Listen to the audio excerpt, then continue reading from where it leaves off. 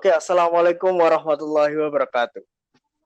Halo semua, sebelum masuk ke podcast discussion series dari GovTalk, bincang-bincang sedikit yuk sama kreator GovTalk. Nah, sebelumnya perkenalkan nih, aku Haris Islah. Aku Alina Dekasari. Dan aku Aprilina Kamelia Putri. Nah, sebenarnya siapa sih kita ini dan apa sih yang mendorong kita untuk membuat project ini? Oke, untuk menjelaskan siapa kita ini mungkin bisa langsung pada kenalan ya. Mungkin dimulai dari aku dulu, aku Alina Dekasari, berasal dari kota Salatiga, dan aku di semester 5 Ilmu Pemerintahan FISIP Universitas Brawijaya. Oke, aku Aprilina Kamelia Putri, berasal dari Kabupaten Banyuwangi. Aku juga sama Alina, mahasiswi semester 5 di Ilmu Pemerintahan FISIP UB. Oke, kalau aku mungkin dikit aja, aku Muhammad Haris Islah dari Kabupaten Gresik. Sama juga semester 5 Ilmu Pemerintahan FISIP UB. Gitu. Oke, karena udah kenalan nih, kita langsung lanjut aja kali ya. Jadi untuk latar belakang dari GovTalk sendiri, mungkin bisa kita jawab secara ganti-gantian lagi nih. Oke, mulai dari aku ya. Jadi GovTalk ini awalnya muncul dari inisiasi kita bersama nih. Karena adanya kebebasan bentuk UAS dari salah satu mata kuliah yang ada di kampus. Nah, tepatnya di mata kuliah Perubahan Sosial dan Dinamika Pemerintahan yang kebetulan diampu oleh Pak Mukhtar Habuddin. Jadi ini juga salah satu bentuk inovasi juga sih sebenarnya. UASnya itu dibebasin, mahasiswa berkreasi. Ini juga salah satu bentuk dari implementasi mata kuliah ini ya harusnya. Iya sih, benar-benar. Iya, benar banget. Jadi awalnya Pak Mukhtar ini memberikan kebebasan kepada mahasiswa untuk kreatif dalam melaksanakan ujian akhir semesternya, agar tidak terpatok seputar ujian tulis atau seperti makalah-makalah yang seperti UAS pada umumnya dilakukan lah, kayak gitu. Iya, benar banget. Selain itu juga dari kita sendiri itu ada keinginan buat sama-sama belajar ya dengan anak muda yang lain, khususnya yang aktif menggunakan sosial media Instagram sebagai salah satu platform mereka mungkin yang dapat digunakan untuk menambah pengetahuan nih.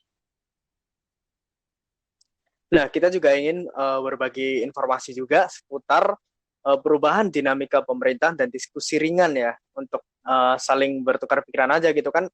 Nggak semua mahasiswa ilmu pemerintahan bahkan dapat materi tentang ini kan, cuma teman-teman di peminatan inovasi pemerintahan gitu kan. Teman-teman di pemerintahan daerah sama di kelembagaan belum tentu mendapat materi ini, apalagi teman-teman yang di luar prodi ilmu pemerintahan dan teman-teman yang bahkan di luar FISIP, di luar UB dan lain-lain. Jadi jaringannya luas sekali ini sebenarnya edukasinya.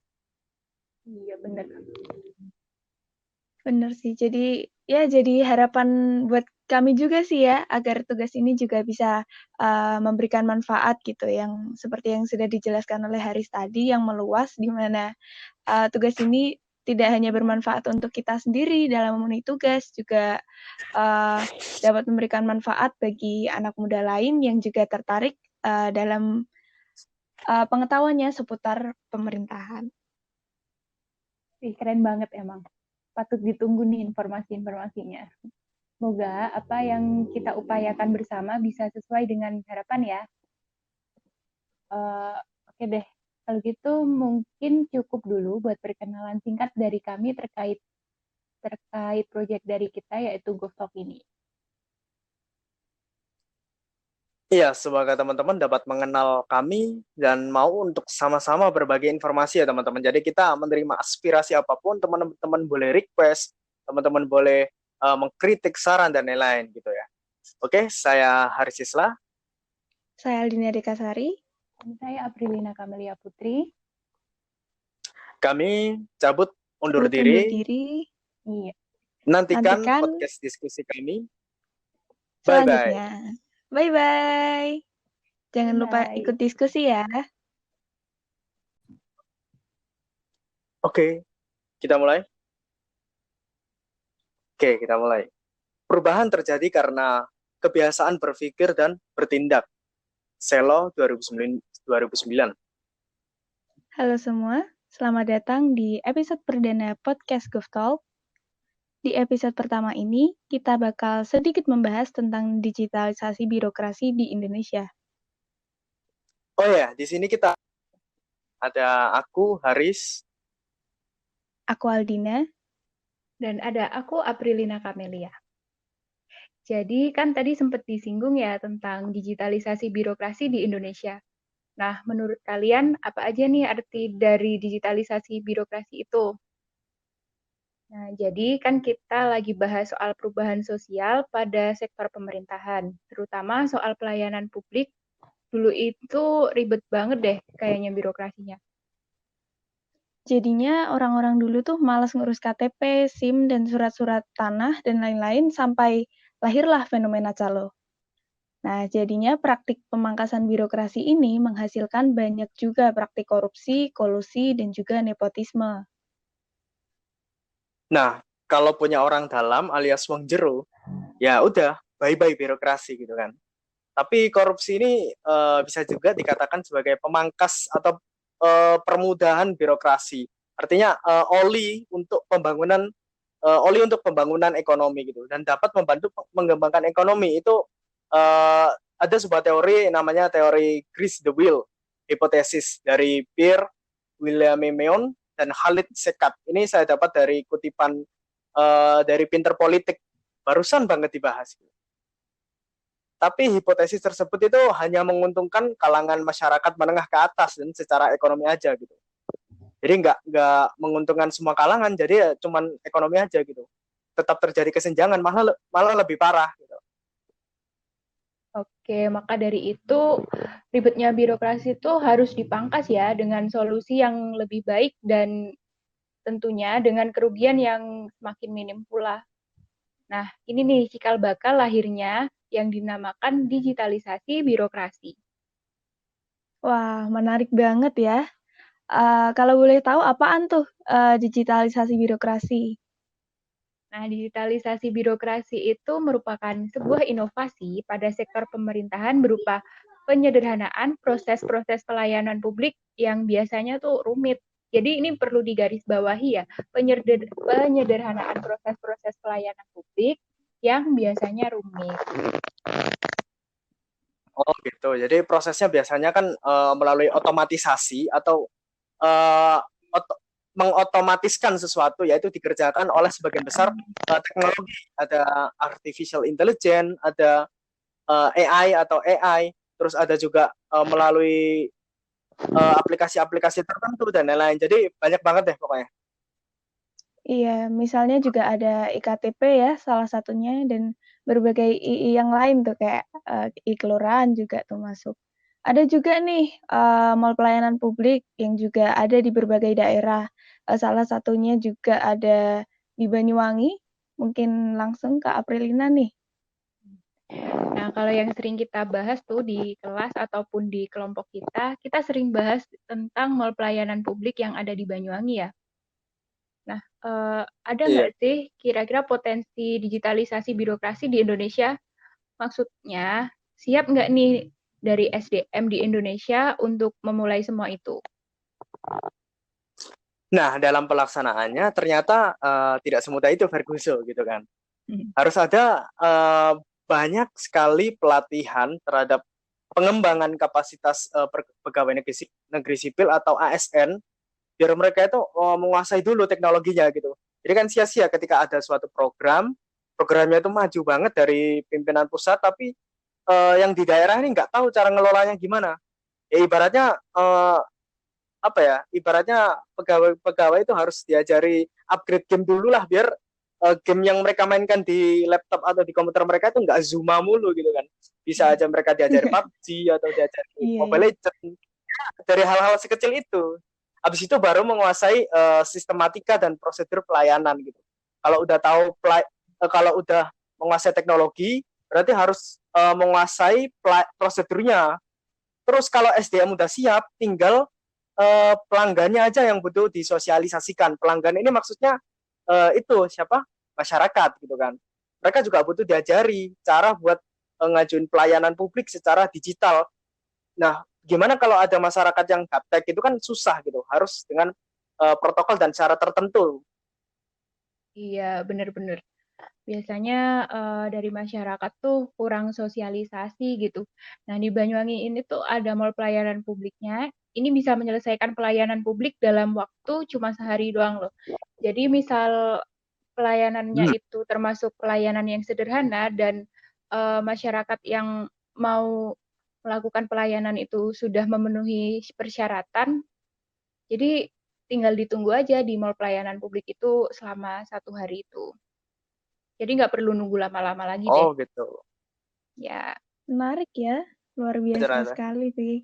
Eh, ya memang seharusnya Indonesia udah siap gitu ya buat nerapin itu dengan berbagai perkembangan zaman juga yang ada, teknologi makin maju.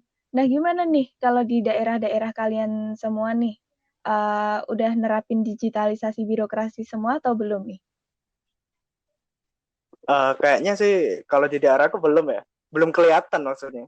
eh, Nggak tahu kayak direncanain gitu. iya mungkin aja nih di yang baru bisa ngerencanain ya adanya digitalisasi di pelayanan publik nih.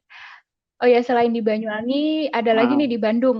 Mereka udah nerapin yang namanya Internet of Things atau Artificial Intelligence untuk pelayanan publiknya di bulan Agustus kemarin loh, baru mulai. Baru banget Iya, berarti ya.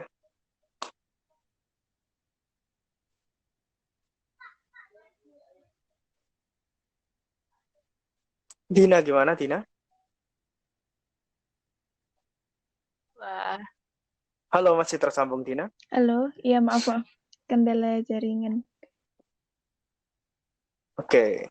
Oke, jadi kalau Bisa dilanjutkan. Oke, kalau menurut saya sendiri sih seperti ini ya, mungkin digitalisasi pelayanan publik tuh jadi hal yang penting gitu, penting dan juga menarik tentunya, yang mana memang relevan Hmm. buat perkembangan zaman dengan teknologi yang ada ya, melihat semakin besarnya juga tuntutan dari masyarakat sendiri atas pelayanan publik, yang kemudian menjadi penting untuk mewujudkan dan juga memaksimalkan layanan digital ini sebagai salah satu dari upaya pemerintah untuk mendekatkan diri dengan masyarakat melalui pelayanan publik itu sendiri gitu. Jadi pelayanan publik yang lebih baik tentu membawa hubungan dari pemerintah dan masyarakat sendiri tentunya pula gitu. Namun demikian perlu optimalisasi penerapan layanan digitalisasi sendiri gitu.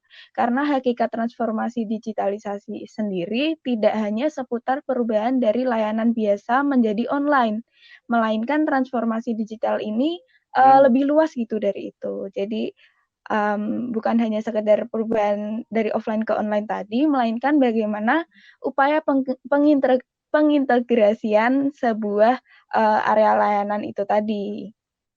Sehingga Gitu. dapat ini ya, dihasilkan juga perubahan yang dapat menciptakan nilai di mana dapat membawa kepuasan bagi pengguna layanannya itu sendiri gitu. Jadi semuanya juga ini sih dikembalikan ke keseriusan Pemda sendiri gitu. Bagaimana sih dalam menerapkan hal itu gitu, sama konsistensinya juga. Terus habis itu juga baru lokalisasi konsepnya gimana. Oh iya, jadi good governance atau apa itu digitalisasi birokrasi kan kita dapat dari pemerintahan pusat ya. Jadi yang mau menerapkan kan pemerintah daerah. Jadi nggak bisa melulu langsung diterapkan. Harus ada beberapa penyesuaian. Harus dibumikan dulu lah. Misalnya konsep good governance itu konsep nasional, bahkan konsep internasional. Gimana caranya ada beberapa penyesuaian gitu. Tapi tidak merubah esensi dari good governance. Kayak misal ibaratnya gini deh. Di berbagai daerah kan di berbagai negara itu ada gerai McD, McDonald, McD. Nah itu eh, mereka punya menu yang beda-beda, tapi aromanya masih sama. Nah kayak gitulah analoginya seperti itu. Oh iya iya iya, menarik oke, sih. setuju banget, setuju banget. Mm-mm. Cocok juga nih analoginya Mas Haris.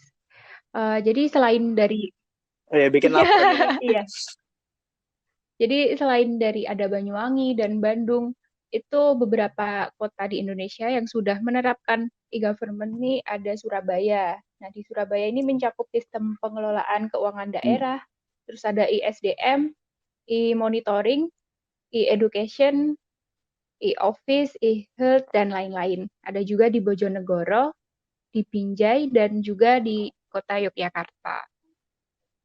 Eh, Oh, banyak Iya juga ya ya. ternyata. Ya gitu deh perkembangan zaman. Jadi mengikuti kebutuhan dan mengikuti perkembangan zaman juga di pemerintah pastinya. Iya, tapi perlu diimbangin ini juga sih ya, Oke. kebijakan-kebijakan yang inovatif juga nih dalam rangka mendorong itu semua. Ya nggak sih? Iya benar-benar. Mm-mm. Benar. Iya benar sih. Oke deh, Makanya nggak bisa langsung Iya. diterapin gitu. harus dipikirin mateng-mateng, baik-baik. Hmm. Oke deh. Ya, Udah oke kali ya guys, kayaknya. kayaknya segitu aja dulu nih pembahasan di episode pertama kita di podcast Golf Talk ini. Makasih banget udah nyimak dan juga dengerin podcast singkat kali ini. Nantikan juga nih podcast-podcast selanjutnya dari kita. Tentunya Yuk. dengan bahasan yang serupa. Nah, semoga bisa. Ya. Nah, itu. Semoga bisa terhibur ya, teredukasi juga, memberi manfaat lah bagi teman-teman. Di sini aku Aku Haris Aldina Isla. Dekasari. Dan aku Aprilina Kamelia Putri. Kami cabut Sampai undur jumpa. diri. Sampai jumpa di episode Bye-bye. selanjutnya. Bye. Bye. Dadah.